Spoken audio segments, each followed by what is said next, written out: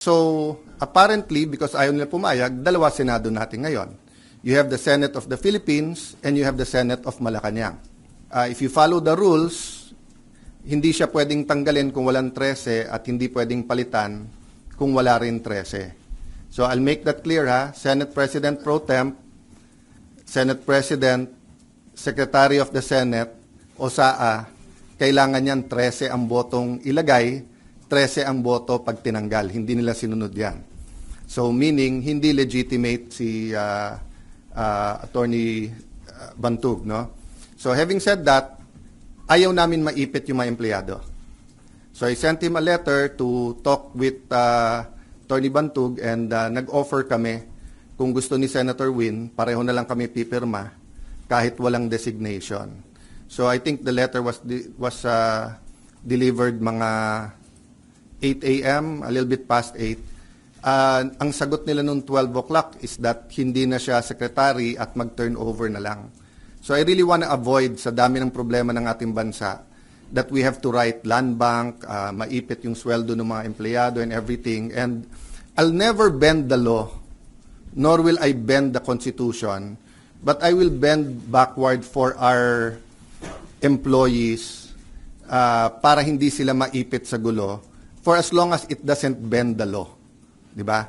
So kung internal rules or regulation that is not attached to law or it is not morally wrong, that's why I thought of my staff thought of the idea na pag pareho nakapirma, para eventually, pag nagkaroon ng decision, walang legal infirmity. And it will also prevent yung mag-filean yung dalawang kampo ng usurpation. Diba? Kasi of course, as far as I'm concerned, nag-usurp ng authority si Senator Win because he's not really the acting president, pababa. Pero maraming ang problema ang ating bansa, why don't we focus on that?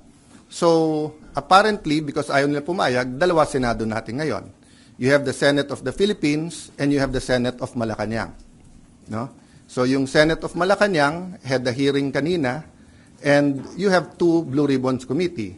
Yung isa ay Committee de Absuelto na ang kanyang main work is paano i-absuelto yung mga high officials ng ating bansa at yung isa naman na seeking the truth. So am I saying lahat ng sabihin ng 18 ex-Marines ay completely true? No.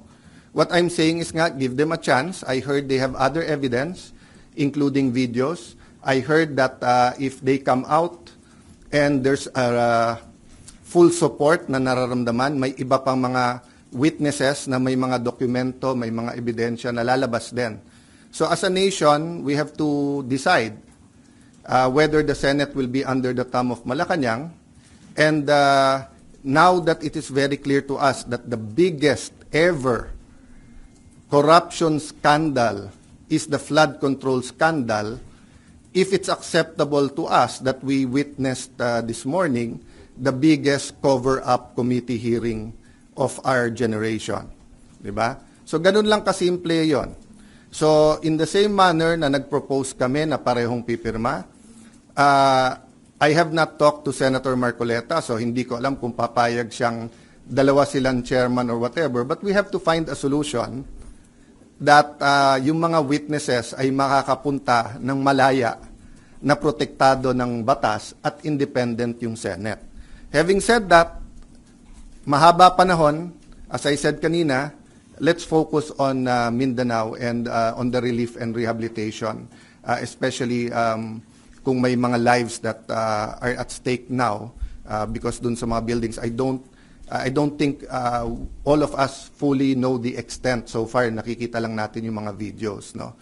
So hanggang dun lang muna, we will continue with our meetings. We will focus muna on Mindanao. I am not sure when the next hearing ng Blue Ribbon led by the subcommittee by Senator Marcoleta is. I'm expecting to know soon, but definitely knowing what's happening in Mindanao will have an impact on our decision kasi priority yon.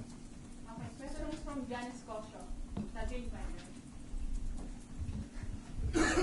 Sir, Yes. good afternoon po. Good afternoon. Dalawa lang, sir. Yung comment nyo sa resign call sa inyo, and sabi po ng Malacanang kanina, open si BBM na magpatawag ng special session ng Congress, lalo na po, nabanggit nyo na rin yung nangyari sa Mindanao kanina, and paano po yun kung magkakaroon ng special Unahin ko yung Congress? special session, okay? Yes po. So, I had 2 communications with them sa Malacanang.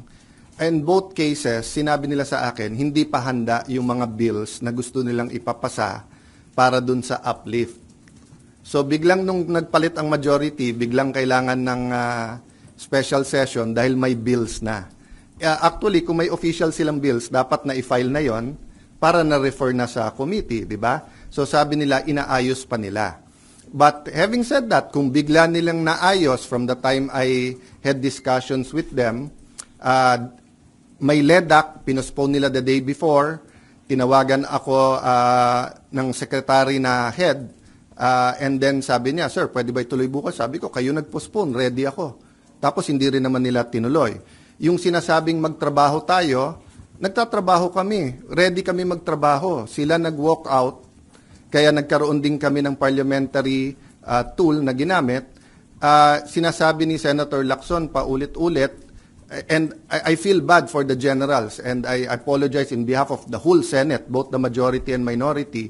But nakita nyo naman, after nila kinonvene illegally ang session, ano bang ginawa nila?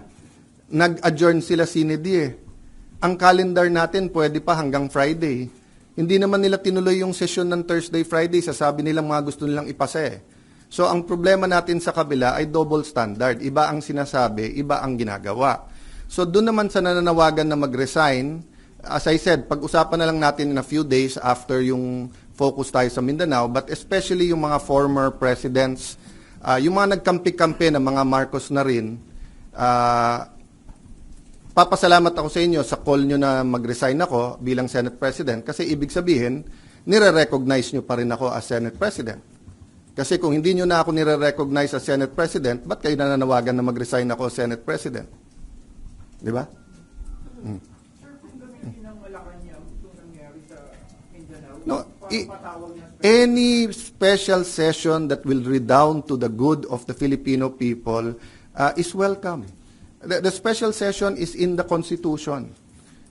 Yung ginawa namin nung bago matapos yung bago mag-sinedie is precisely because aagawin nila yung committees at kailangan matuloy yung hearing tungkol sa Blue Ribbon.